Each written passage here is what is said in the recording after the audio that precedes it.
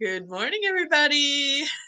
Good morning, world. The whole world. I'm feeling very worldly today. How are Right? you? The whole world is listening.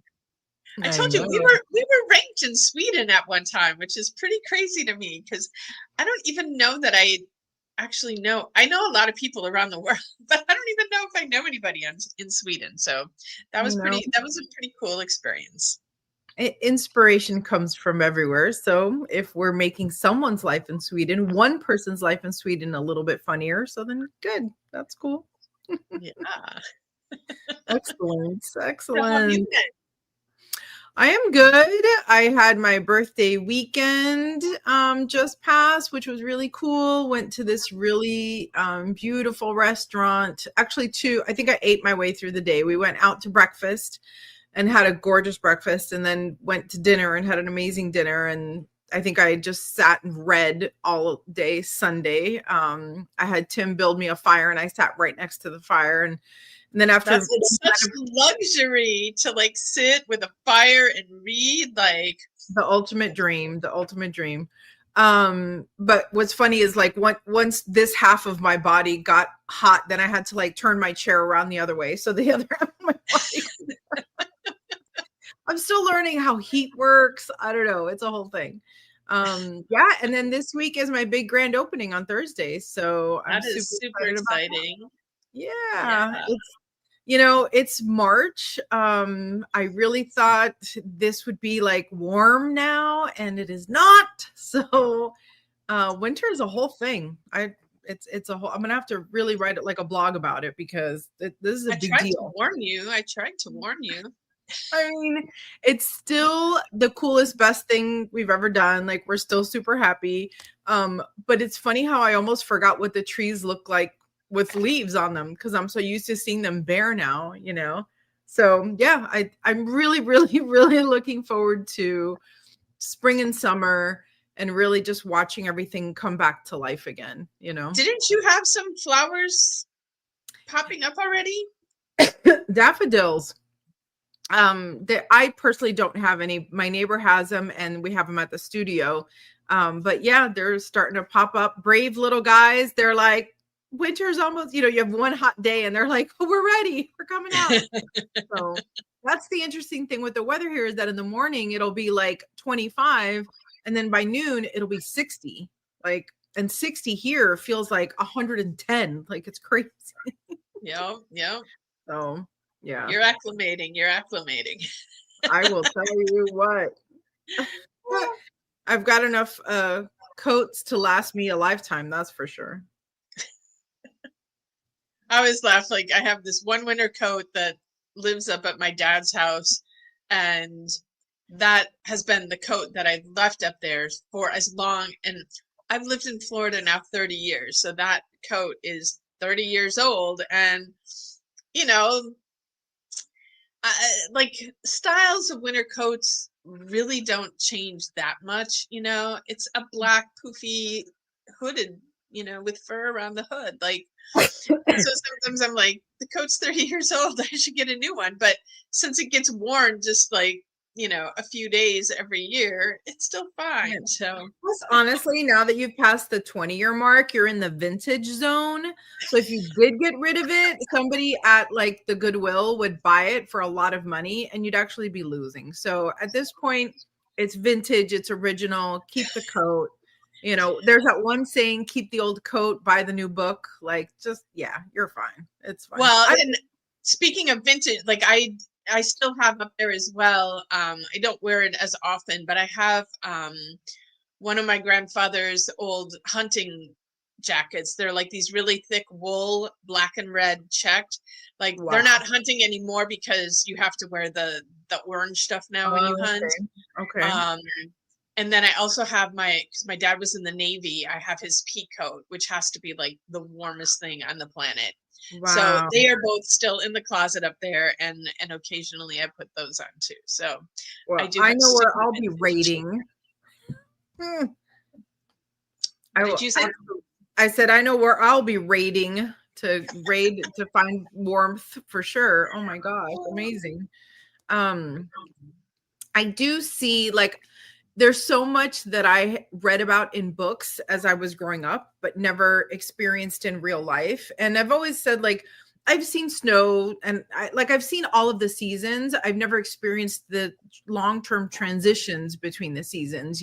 That's the part that I'm learning.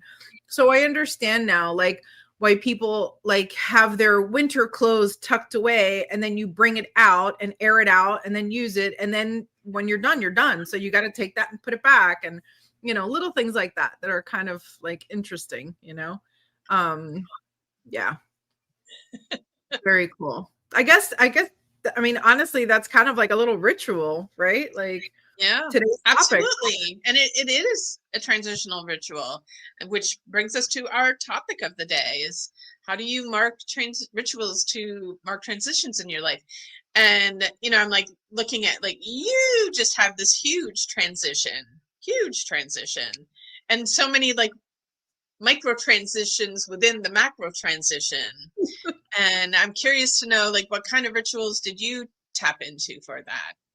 Well, it's kind of, this is February, and February last year is when we put an offer on this house. So it's been a year since we started making hard, definite plans to change our entire lives. And since then, it's kind of been like being on a freight train.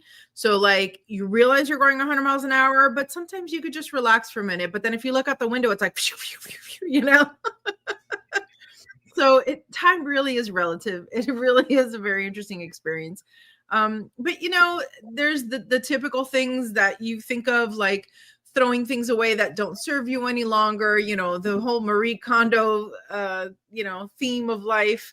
And even realizing how much stuff I brought up here that I probably didn't need anyway.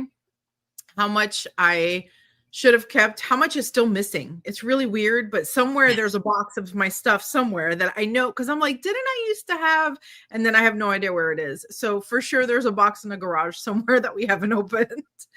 But when I think of when we say rituals, my gut feel is to go to something very like holy and spiritual and elaborate. But the truth is that rituals is anything really done with routine, right? To mark something important. So some of our rituals, routine and with intention. yeah, yeah, totally. I was thinking, well, first of all, I was thinking about weather. I was thinking, my God, I've never understood why people celebrated spring until this very moment. Like, absolutely, when the weather turns, when it's spring, you're going to catch me outside. I'm going to do, there's actually a really cool folk school in the area, and they have that maypole event where the pole with the ribbons and people I'm there. I'm going to be there dancing, like ready to go. I'm So sure we'll see it on Facebook. Oh my gosh, that's going to be really cool. But like another really sweet ritual that kind of kept my family grounded for many, many years as a mom is specific times of day with my children. So as most people know, having children could be an absolute shit show, but there are these little tiny moments that if you keep them in ritual, it makes it all like worthwhile, and it's how you wake them up in the morning, the first thing you say when they get in the car after school, and bedtime. What is your bedtime routine? So having those three things be ritualistic in the sense that we do the same type of thing, it's very comforting both to me and to them. And it reminds us, like, no matter how crazy the day is, we always start and end in this beautiful, peaceful way. Now they're teenagers, they're on the bottom floor, I'm on the top floor. It's a little bit different. I don't wake them up, I don't put them to bed. I do miss that. But the after school part, that's really important. That drive to school and from school, that car time, like parents, that is gold right there. So they know that on the way to school, I talk to them, get them amped up for their day, and on the way home, they download and tell me everything on the way home. So those are two really cool rituals for us, for sure. Love that. How do you Um, see it?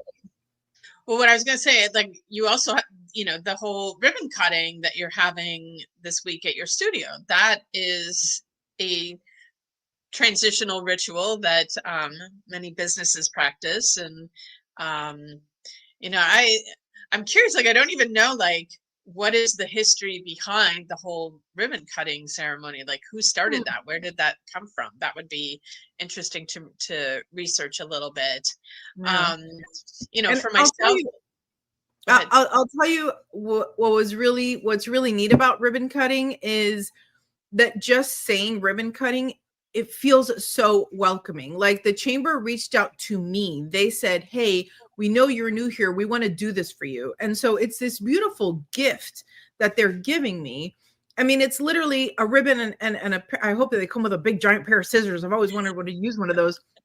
But the point is, like, just saying it is it's like a I don't know, it's like somebody offering you a freshly baked bread, you know, like it's just something so nice and so sweet. And you know, there's going to be like the mayor and the newspaper and things like that. And you know how cool that this little town is welcoming me and my business. And I mean, I think that's a modern equivalent of bringing your new neighbor some cookies, you know.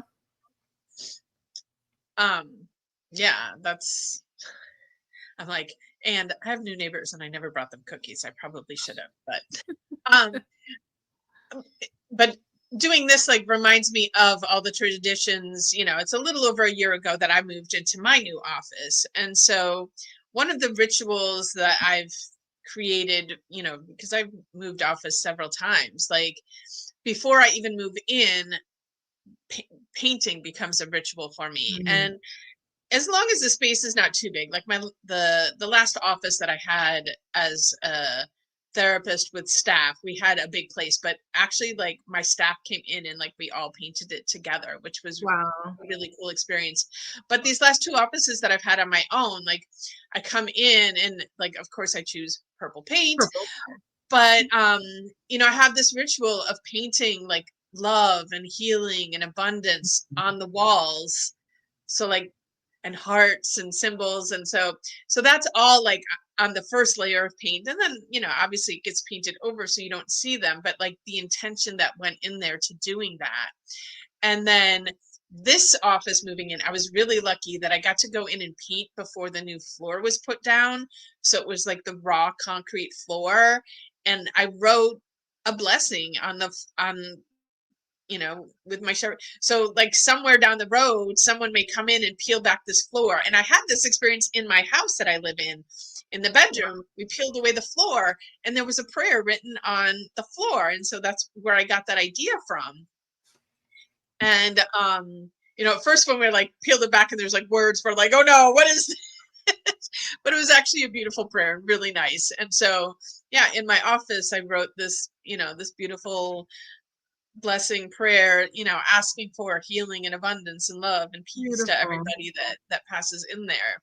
And then of course there's the smudging, the cleansing of the energy. And you know, I do that practice almost every day unless I'm running behind and I don't have time to do it. But that whole cleansing the energy, um yesterday, and I wrote about it in my newsletter today, but I had a really big decision to make, and I'm not going to talk about it on here because some of the people involved don't know about it yet. And so, um, but you know, I decided to sit and get the decision at the office where I could be completely alone and not disturbed by anybody or any creature.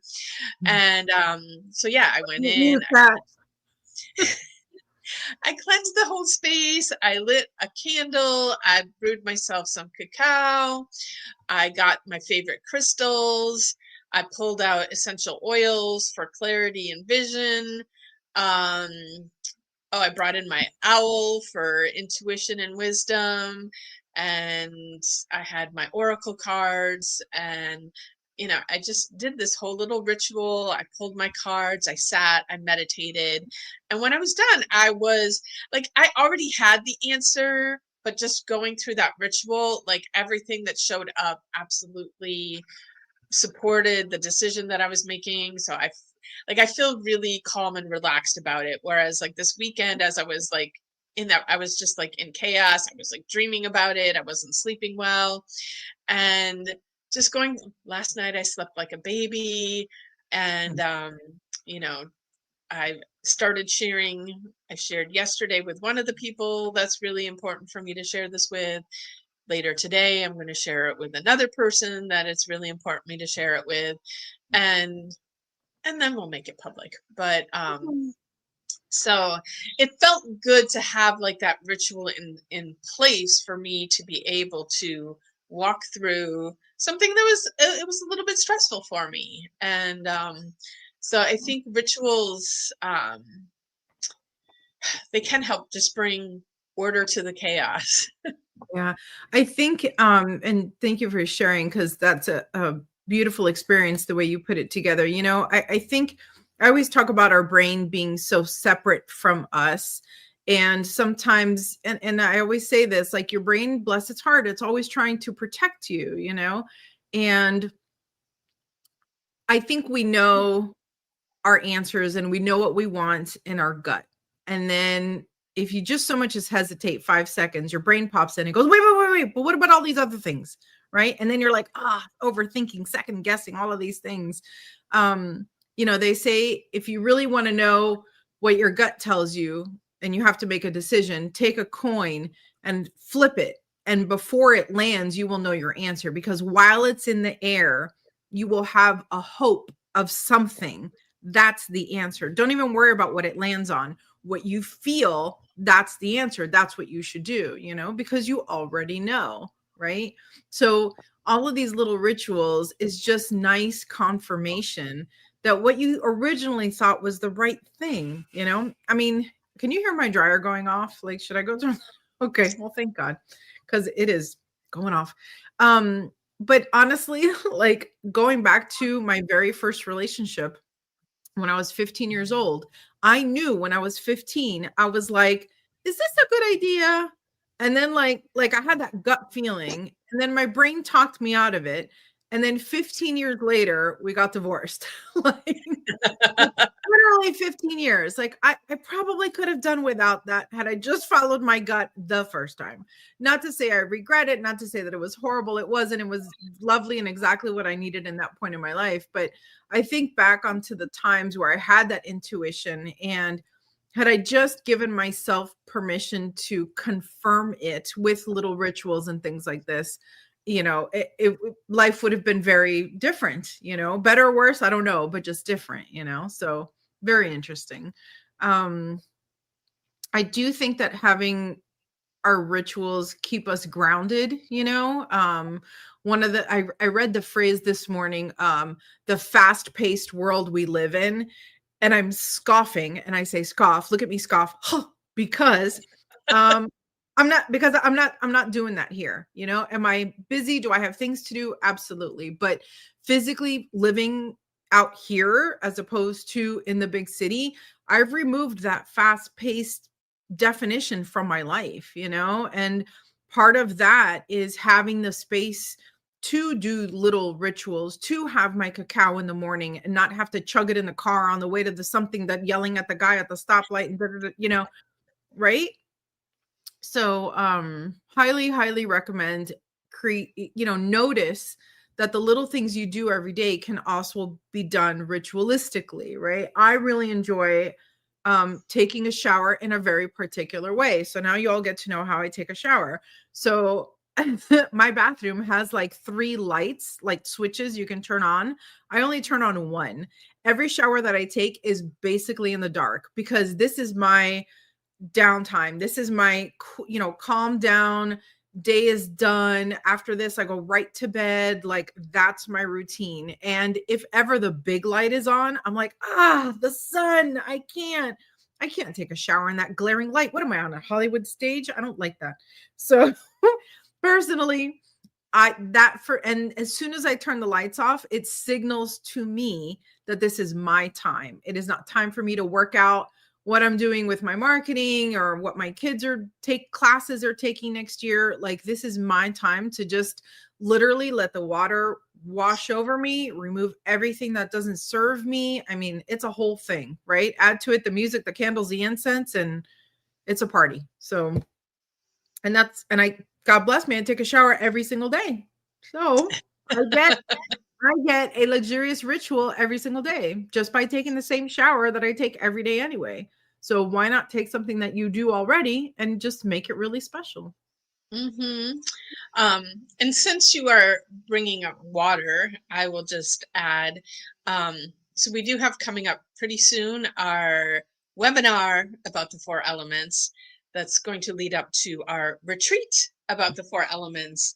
But, um, obviously water is one of the four elements. And just, I'm hoping after this webinar and definitely after the retreat that people will look at water in a whole different way. And, um, the more I've been tuning into water, it's like water wisdom is showing up everywhere in my world. And, we had Sweat Lodge this past Saturday night. And, Chief reminds us almost every time we sweat that there are places in the world that people do not have access to clean water, and like, This is in the US that people don't have access to clean water. like the fact that you get to take a shower every single day, like that is such a huge luxury.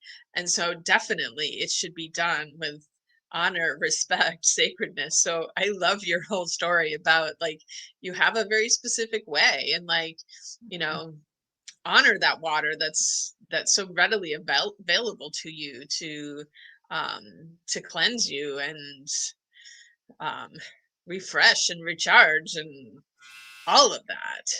So Absolutely. Listen, I every so often when my kids get a little too how shall I say comfortable with modern conveniences and they're like, "Oh, I have to do my laundry." And then I have to remind them, but back in the day, you would have to put your laundry on your back. Not that I did this, thank God, but go down to the river, beat it against a rock, come back, takes 9 years to iron it because you had to like put your iron in the fire and heat it up. And that's literally our grandparents' generation. It wasn't that long ago. And you only had one nice business shirt, you only had one nice suit, you only had one nice dress. Like y'all don't have problems, it's okay. So it is a yeah. blessing to have the need to do laundry and to stick it in a machine that does it for you. So my funny little story, when I was a kid, my brother and we would go stay with my grandparents for 2 weeks every summer to give my parents their little honeymoon vacation every year. And my grandma still had a wringer washer. So it was electric, but the clothes like had to be put through the wringer. Yeah. And then once the washing was complete, we went and hung them on the line, which I've told many people I do have laundry lines in my backyard. And most of the time, I mean, sometimes weather doesn't permit, it's raining, so it has to go in the dryer. And but I still love hanging laundry out. Like the fresh air smell is just priceless. But back to my grandma's house when I was a kid. So, when I got old enough to be able to help, and I thought it was cool as a kid to pick the laundry out and stick it through the wringer. And so one year I'm sticking a sock through the wringer. And again, it's an electric wringer, and my thumb went through with the sock. Yep. Oh my God. And so I have a little scar right here on large intestine 4, which I'm like, I think that's part of my imbalance in life is that I have this massive scar on a very powerful acupuncture point. That was the summer my grandparents were like, oh my God, we're never going to get the grandkids again, because I had this happen to my thumb. And then we would always go up north. My grandpa and they used to own a resort up in northern Wisconsin, like all these little cabins on this lake. And sometimes we would go stay up there, and we went up there and there were these ground, I don't remember if they were bees or wasps, and my brother was like standing over them, and he got, I don't know how many bites, like he had to be taken to the hospital because of it. Yeah. It was like summer from hell for my grandparents. But But they're stories that live on and we get to tell. And like, I do have such fond memories of being able to spend those 2 weeks with my grandparents every summer. So That does anyway. sound nice, although harrowing, but nice. But I grew up with the same thing of hanging our clothes on the washer. Yeah, it's kind of just interesting, you know. But yeah, there's a lot of like this is what I love about ritual is that because you keep repeating it, you start building memories from it. And so next time you do the thing, whatever the thing is, all you get to relive all of your past experiences, you know. I forget who it was, talking to someone recently who was saying, I remember, oh, I know who it was. Okay. So it was a Cuban woman, friend of mine, and she was talking about coming up for a visit.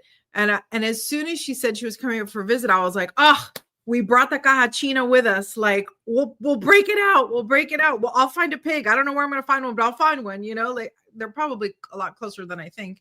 But those are the rituals, right? Like, you know, there is a law that says once you have 15 Cubans in one place, you must roast a pig. It's just, this is just what we do. So I'm excited, you know, I mean, it matters. I don't eat roast pork any other time except for one with family, you know? So that's a ritual. Yeah. I love it. Well, I'd love to hear from our audience. Tell me some cool rituals, especially I love a micro ritual, like little things that are easy to remember. I love that. And I love earthy rituals. I love those too. So if you guys have anything like that that you can share, please put it in the comments. We really do read them. I really do want to like enrich my life knowing new things. So please share that. And you talk about it just made another thought pop into my head that I want to share is like a lot of times in many traditions there's very like specific rituals that are, this is how we do this is how it's done, da da da da. And I think sometimes people think like a ritual has to be something that somebody in some position of authority or power created this ritual for you to follow. And I just want to make sure everybody out there knows like you can create any ritual you want, anyhow you want, any way you want, just so that it has meaning and intention for you. That's all that matters. Absolutely. You know, we sometimes I get the inspiration and I write different meditations or prayers or whatever. And so for example, with cacao, like if you guys ever come to any of my ceremonies, I have a specific cacao prayer that I wrote, you know, it's not, you know, like, yes, I do have one of the Mayan prayers that I like to share, but just because like I am the ancestor for 5,000 years from now, right? Like my little prayer, who knows, maybe somebody will pick it up and use it again after I die, but I'm allowed to create what works for me as much as what already exists, you know. And I also feel very invited to take what works and leave what doesn't. You know, that's another thing for me. Like, if there's a particular ritual of a particular culture and you happen to not be part of that culture, my personal opinion, unless you're, you know, stealing state secrets, if you are invited and you are shown this, then you are allowed, right? Permission is just a belief. It's a limiting belief. You know, the sun and the moon and the earth are just as much mine as yours. So to me, do what feels good to you. You're called to it for a reason. You know, ask for guidance, ask for help, but you know me, man, do whatever the fuck you want to do. As long Sorry. as it's not hurting anybody, you know? Yeah. I mean, that's it, you know, like, you know, I'm all about respecting other cultures. I'm not trying to steal or appropriate or, you know, certainly not make fun of. I think I've told you, I saw one time a pair of shoes that had a Buddha on shoes. And I was like, I find that disrespectful. Like, you're not putting the Buddha on your shoes for any religious purposes. You're using it to sell it at a store. Like, that's not what I mean when I say take what works and leave what doesn't. Right. What I mean is, if you weren't raised Buddhist, it's okay to go study Buddhism, and, you know, vice versa. Right. So Anyway, that's my TED talk for today before I get too far down the road. You want to talk about our retreat real quick because we have yet another attendee sign up. We are filling up. I'm so excited. Do we have Yes. waterfall rooms available still or no? I don't think so. I can't remember. For sure there's at least one bed that has a waterfall room, and the fancy room has not sold yet. Like that room has king bed, its own ensuite bathroom, and a view of the waterfall. So that room is for the person who is ready to indulge in total self-love and just shower themselves with all the goodness, the luxury, the pampering. Like that room is still available. So if that's you out there, I do have someone in mind who I really think is deserving of that room. Aw. And we'll see what happens. We'll see what happens. And that room is also available. Like if two people, it's a king bed, and like if you want to go with your bestie and share that room, like that would be an incredibly amazing experience as well. I don't know Awesome. that anyone wants to share that room with me because I hear I snore, but I have. So funny thing is, I always like to tell it's my parents' fault that I don't know how to share a bed, because when I was little, they had a full bed, and like they were ready to transition to a queen bed. And so when they did that, I got the full bed. So me as a little, I don't know if I was 4 or 5, whatever year old little kid, I got this full bed. I know how to sleep on an entire bed. And then, and when I was married, my husband traveled a lot. He would come back from traveling and he'd be like, "Do you mind giving me like a corner on the bed where I can sleep?" And I'm like, "Well, that's what you get for being gone so long. Like, I know how to take up space when I sleep." That's But the hysterical. hilarious thing is now I share the bed with a man, a dog, and sometimes a cat. And they all think that they have greater rights to the territory on the bed. Like sometimes I wake up and I find myself like curled up in a quarter of the bed. And I'm like, That's so I do know how to share space with people in a bed now. I wouldn't kick you out. But look, years look at ago, the I'd be growth. like, Look at the growth. Look at you just evolving. Yeah. Yeah. Well, the like I said, summer is going to be a beautiful time of year. I was already thinking about like the particular path that we're going to take when we do our guided forest therapy. There's so many magical things in that forest, and it's literally just a few steps from the door of the big home house. It's not. I hate saying house because it makes it sound like an Airbnb. It's not.